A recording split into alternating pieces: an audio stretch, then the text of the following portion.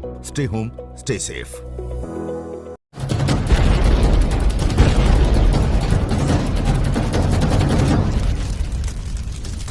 नमस्कार, आपकी जन अदालत न्यूज से मैं हूं राजा भैया पाल और आज मैं सिवड़ा विधानसभा क्षेत्र में हूं और आज हमारे साथ सिवड़ा क्षेत्र की एक ऐसी शख्सियत जो किसी परिचय की मोहताज नहीं है। आज हमें नहीं जानते बल्कि पूरा विधानसभा उनको जानता है। मैं बात कर रहा हूं भारतीय जनता पार्टी के युवा नेता धीरज महाती हमारे साथ जुड़ रहे हैं।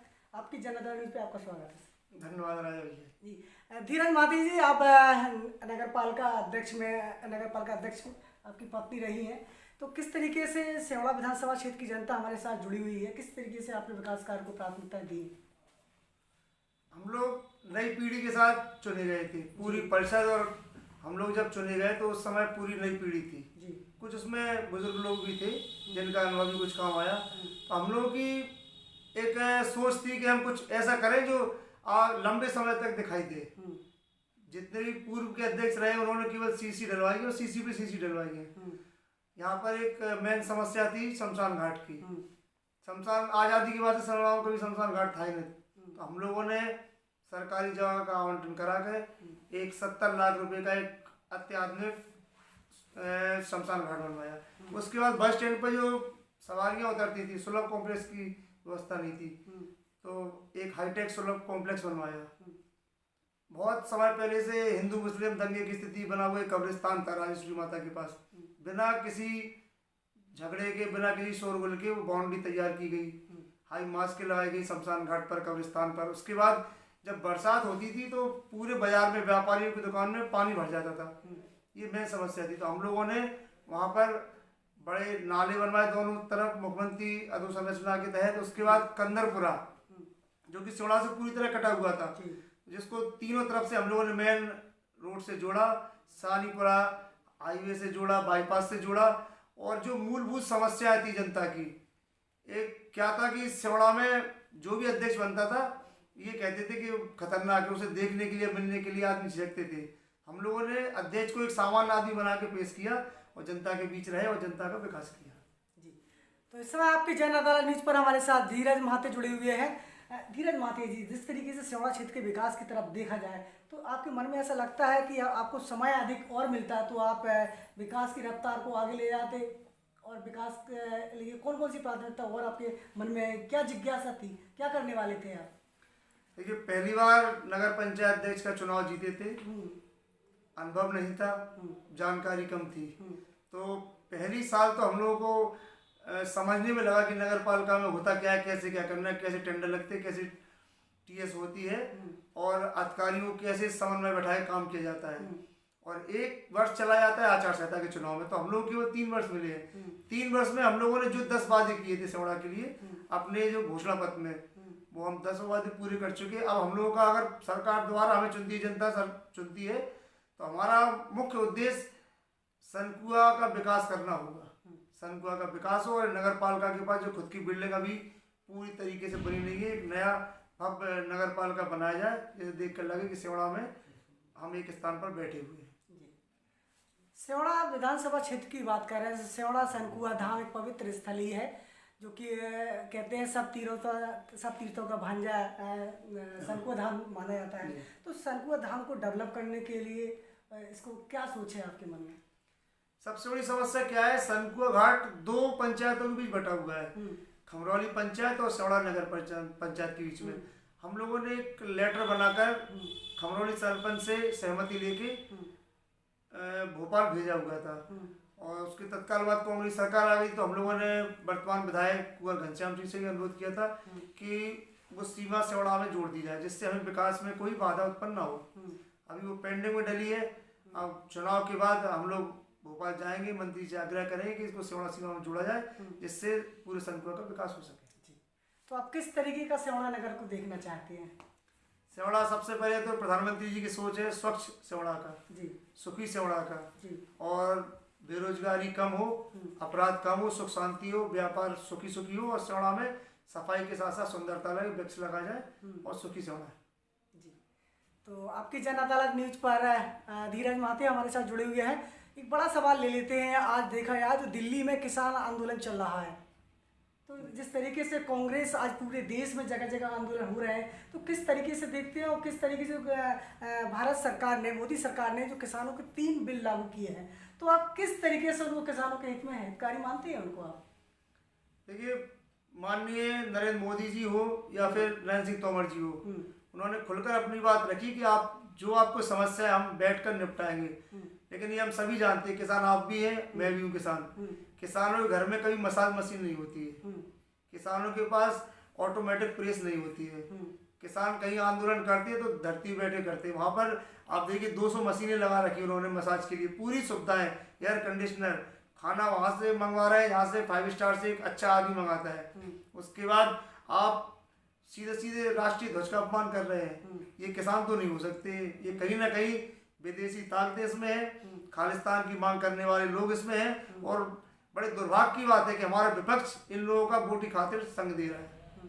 तो किसानों की समस्या के लिए सरकार सब करने को तैयार है, बात करने को तैयार है, लेकिन वो बात करने को तैयार नहीं है। पूरी चीज़ तो उनका केवल एक उद्देश्य है कि हम किसान बिल वापस लें और फिर अगली बार धारा 370 वापस होगी, 3 तलाक भी वापस होगा। ये गवर्नमेंट ने अगर कुछ नियम बनाए तो आप हड़ताल करके फिर नियम तोड़ेंगे तो संसद है किस लिए? फिर हड़ताल से सब काम हो जाएगा। वहाँ केवल और केवल राजनीति हो रही है और कुछ नहीं है। जो टिकैत जी है 2 बार जमानत जब्त हो चुकी है उनके बारे में मैंने पढ़ा। उनके पास 24 बीघा जमीन थी, 2 भाई थे, उनके हिस्से में 12 बीघा जमीन थी। आज उनके पास 4 4 व्हीलर के शोरूम है, ईंट भट्टे की दुकान है, उनकी मैरिज गार्डन है। तो ये सब कहाँ से आ गया? ये लोग एक आप फिल्म आई थी उड़ता पंजाब, तो जो कनाडा से 2 नंबर के धंधे वगैरह उनसे ये चल रहा है और बीच के दलालों की रास्ता बंद हो रही है। डायरेक्ट किसान अपना मालिक बन रहा है, इन लोगों को दुख हो रहा है। इस चीज से ये आंदोलन चल रहा है। जी, तो धीरज महाते ने यहाँ पर कटाक्ष कर दिया है, कांग्रेस पर हमला बोला है। एक सवाल ले लेते हैं आपसे। आपने 3 बिल जो लागू हो रहे हैं, किसानों को कैसे फायदा होगा? क्या फायदा होने वाला है 3 बिलों से?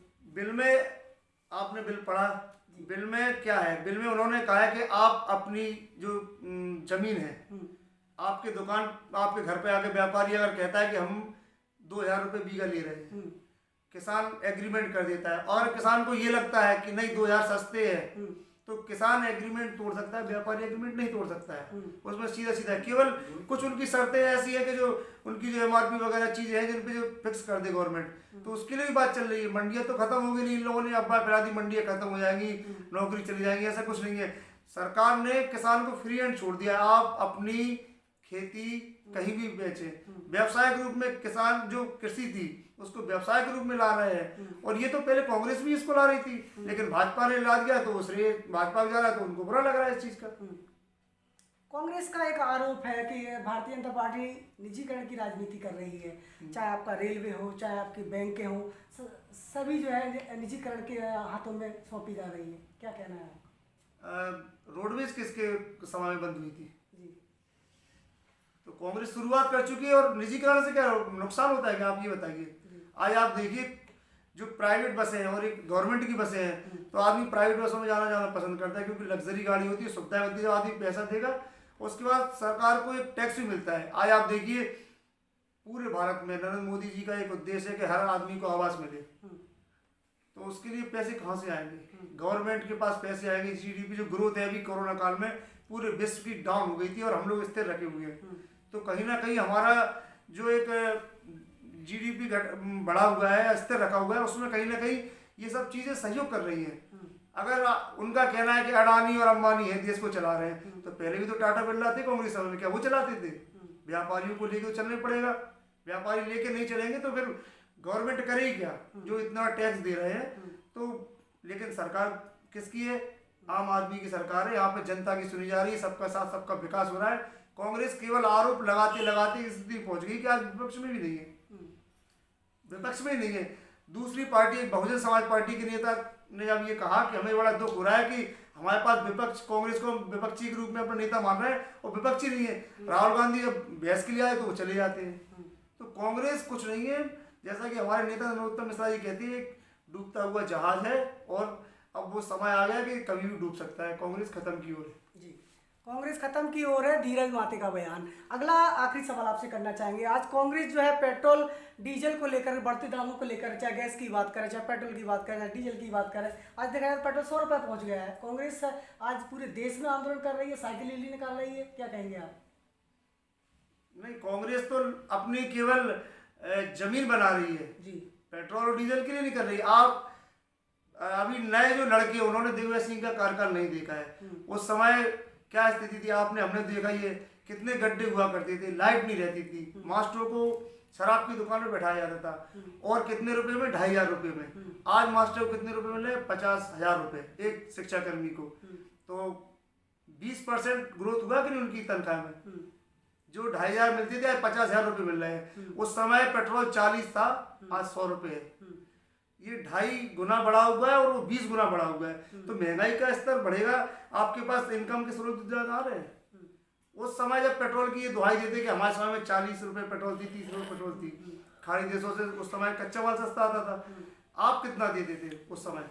एक कर्मचारी को आप 2,500 रुपये दे के शराब बेचवा देते, एक शिक्षक को। आज उसको मध्य प्रदेश सरकार 50,000 रुपये दे के शिक्षण का काम करा रही है, और आपसे 20 गुना ज्यादा पैसे करके दे रही है। तो ये केवल अपनी राजनीतिक रोटियां सेक रहे हैं और कुछ नहीं है।